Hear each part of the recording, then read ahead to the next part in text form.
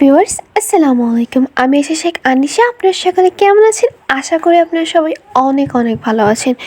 তো আজকে হচ্ছে 5 ফেব্রুয়ারি 2025 সাল। আমার কেন জানি ফেব্রুয়ারি মাসটা একদম ভালো লাগে না। যাই হোক, ওই বিষয়ে আর কথা বলবো না। এইবার ফেব্রুয়ারি মাসটা আমার জন্য পুরোই দুঃখজনক। কারণ হচ্ছে এই ফেব্রুয়ারি মাসে আমার অনেকগুলো ভর্তি পরীক্ষা, আর আমি ভেবেছিলাম আমি 21শে বইমেলায় যাব, বাট হয়তো সেটা সম্ভব হবে না। যদি আমার পরীক্ষার সিট শাহবাগে পড়ে তাহলে হয়তো বা যেতে পারি। তো ঘুম থেকে উঠেই আমি প্রথমে ফ্রেশ হলাম। ফ্রেশ হয়ে আমার বিছানাপাতিগুলো সবগুলো একদম সুন্দর করে গুছিয়ে রাখলাম। তারপর আমি একটু চকোস খেলাম, এবং চকোস খাওয়ার পর আমার বোন এসে বলতেছে খুব খিদে পেয়েছে, আম্মু চলে গেছে স্কুলে, তো আমাকে এখন খাইয়ে দাও।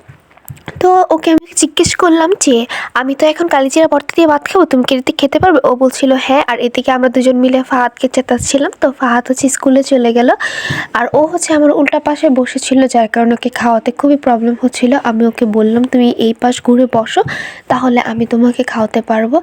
আর মূলা আমরা তরকারিতে তেমন একটা পছন্দ করি না, কিন্তু এমনি ভর্তা দিয়ে খেতে অনেক ভালো লাগে, তাই মূলার সিজনে মূলা কিনে আনা হয়। আমরা খাচ্ছিলাম, আর এদিকে আমাদের মুরগিগুলো তাকিয়েছিল। তো ভাবলাম ওদেরও তো ব্রেকফাস্ট করা দরকার। তো যেহেতু আমি পাশে খুদ নিয়ে বসি নেই, তার জন্য আমি ভাতই দিয়ে দিলাম, ওরা একটু ভাত খাক। আর এদিকে আমার দাদু বসেছে যে শলার ঝাড়ু বানাবে। ওনার নাকি শলার ঝাড়ুটা ভেঙে গেছে, তার জন্য উনি এগুলো ছাড়িয়ে তারপর শলার ঝাড়ু তৈরি করবে। তো তোমাদেরকে অবশ্যই দেখাবো কিভাবে তৈরি করে।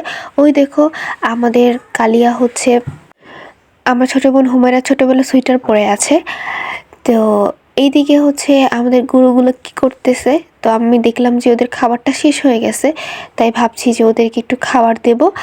আর এইদিকে দেখুন দাদু কিভাবে কত সুন্দর করে ঝালু শলাগুলোকে আলাদা করছে আর পাতাগুলোকে আলাদা করছে।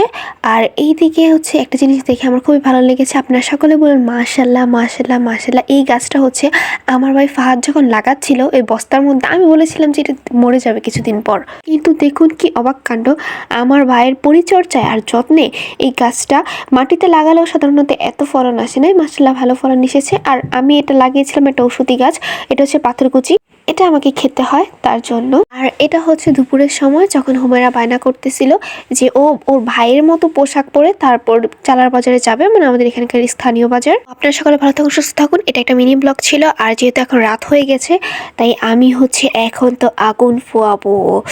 বাইরে ভাই এখানে এত শীত, ঢাকায় একদম শীত নেই, আর এখানে শীতে কনকনে